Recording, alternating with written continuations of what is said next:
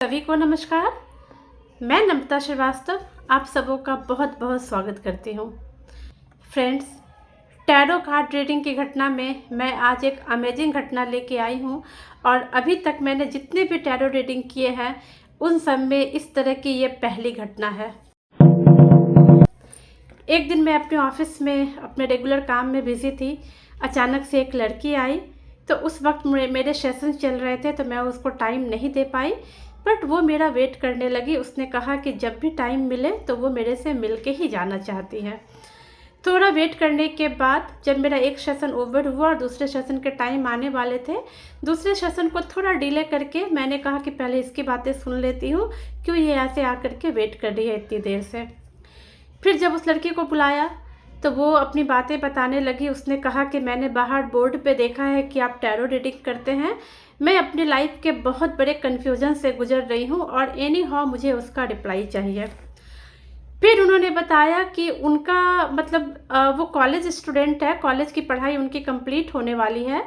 उन्होंने कहा कि एक लड़का है, मैं उसके साथ शादी करना चाहती हूँ, लेकिन मेरे पेरेंट्स रेडी नहीं हैं। मैंने घर में सबसे बातें कर ली हैं, पेरेंट्स रेडी नहीं हैं। वो किसी और लड़के को मेरे लिए पसंद करके रखे हैं, उन्होंने बातचीत करके रखी हुई हैं और वो चाहते हैं कि वो उस लड़के से मेरी शादी करे। मैं बहुत परेशान हूँ, कैसे भी करके मुझे आप टैरो रीडिंग से बताइए कि मेरे फ्यूचर में क्या है, मैं क्या करूँ।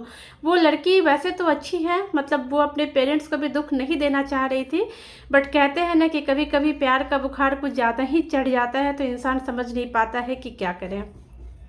उसका कहना था कि मैं इस लड़के को बहुत चाहती हूँ और मैं अपने पेरेंट्स को हर्ट तो नहीं करना चाहती, लेकिन अगर वो नहीं माने तो मैं इसके साथ भाग भी जाऊँगी, बाद में मैं आकर के माफ़ी मांग लूँगी जो भी होगा।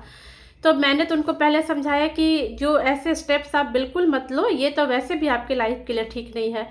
तब उन्होंने कहा कि मैम मैं इसीलिए तो आपके पास आई हूँ, आप प्लीज़ मुझे टैरो रीडिंग के थ्रू बताइए कि मुझे क्या करना चाहिए।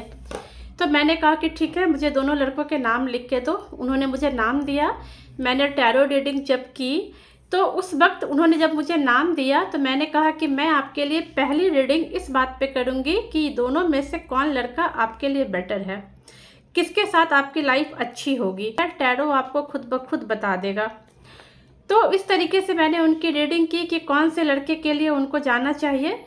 जब मैंने टैरो रीडिंग की, उन्होंने मुझे 2 नाम बताए थे। उस आधार पे मैंने जब टैरो रीडिंग की तो एक नाम आया जो कि बहुत नेगेटिव कार्ड आया, बहुत ही नेगेटिव कार्ड आया। तो मैंने उनसे कहा कि ये जो लड़का है ना, ये आपके लिए बिल्कुल भी अच्छा नहीं है, ये जीवन में आपको धोखा के सिवा कुछ नहीं देगा।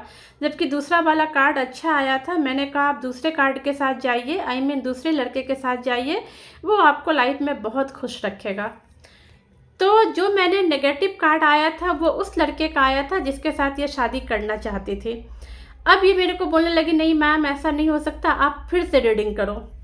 मैंने कहा देखिए ऐसा नहीं होता है, रीडिंग कोई खेल नहीं है कि मैं दोबारा से रीडिंग करूं।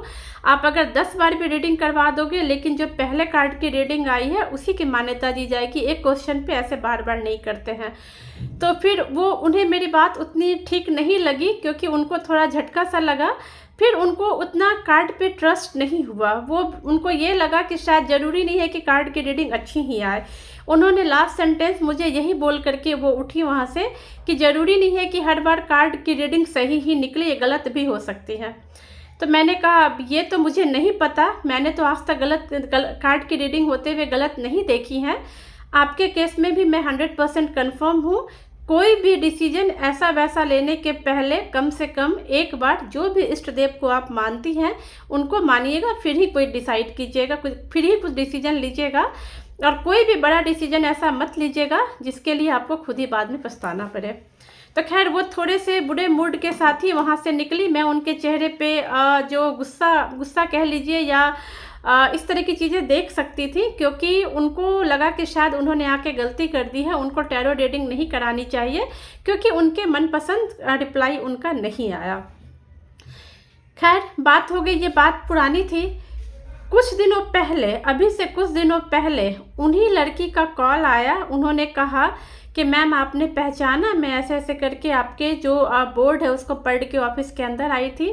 तो मुझे याद आ गया, क्योंकि जब इस तरह की कुछ घटनाएँ होती हैं कि कोई नाराज़ होके जाए और इस तरह की बातें बोल के जाएँ, तो आप वैसे भी उस इंसान को भूल नहीं सकते हो। तो मैंने कहा हाँ, बिल्कुल मुझे याद है, बताइए क्या हुआ?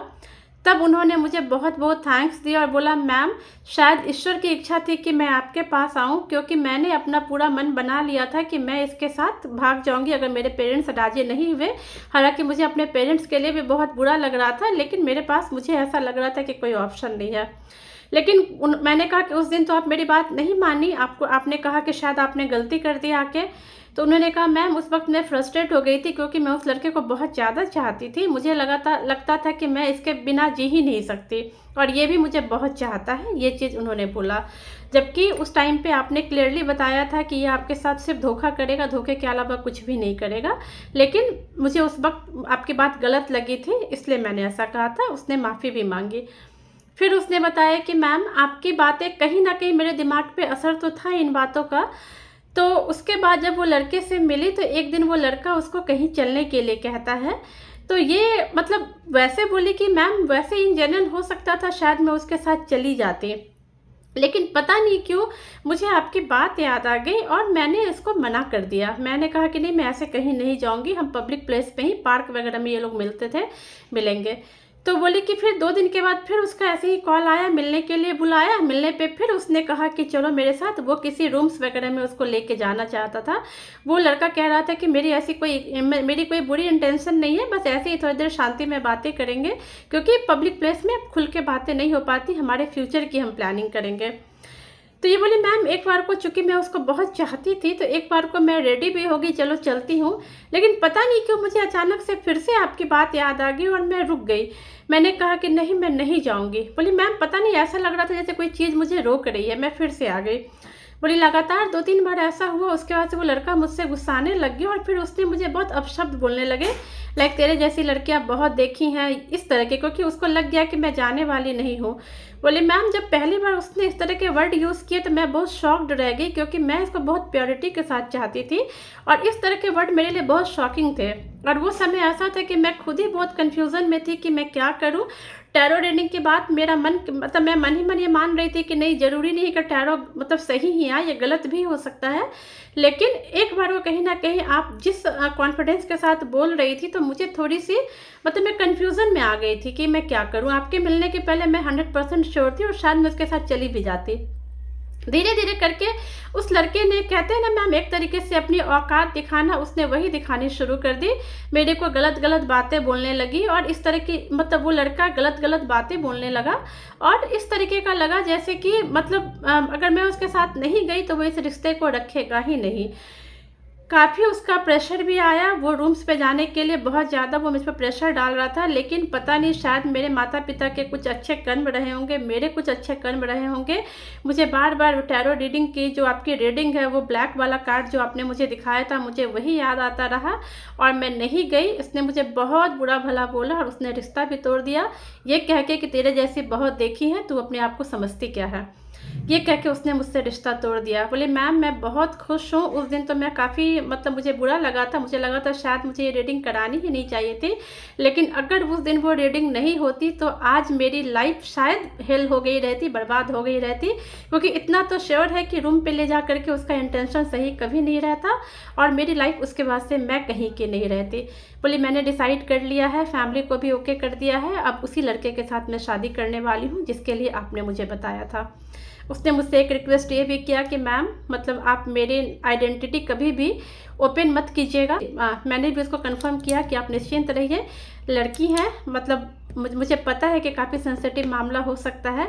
मैं बस इतने ही बातों से खुश हूँ कि आपको मेरी बात समझ में आई और आपने अपनी लाइफ को सेव की, ईश्वर ने आपकी लाइफ बचा ली। फ्रेंड्स, कभी-कभी जब हम इस तरह की उलझन में रहते हैं ना, तो ये ईश्वर का ही इशारा होता है, वही हमें आगाह करते हैं कि हमें किस सिचुएशन से निकलना है और अपने आप को कैसे संभालना है। कभी-कभी जब हम कन्फ्यूज़न में रहते हैं और जब ईश्वर पे सौंप देते हैं, तो ईश्वर ही हमें रास्ता दिखाते हैं। शायद वो लड़की अचानक से ऑफिस में टैरो कार्ड रीडिंग के लिए इसलिए आ गई थी और शायद मेरा शेड्यूल व्यस्त होने के बावजूद भी मैंने उसको इसीलिए टाइम दे दिया था, क्योंकि उसको इस गड्ढे में गिरने से रोकना था। उम्मीद है ये वीडियो आपको भी लर्निंग देगी, आपको भी सिखाएगी। अगर कहीं भी ऐसा लगे कि बहन और बेटी कुछ गलत तरीके से कहीं जा रही हैं, या आप में से कोई भी अगर इस तरह के रिलेशन में है तो एक बार उसे वैलिडेट ज़रूर कर लीजिएगा। Thank you so much friends, thank you.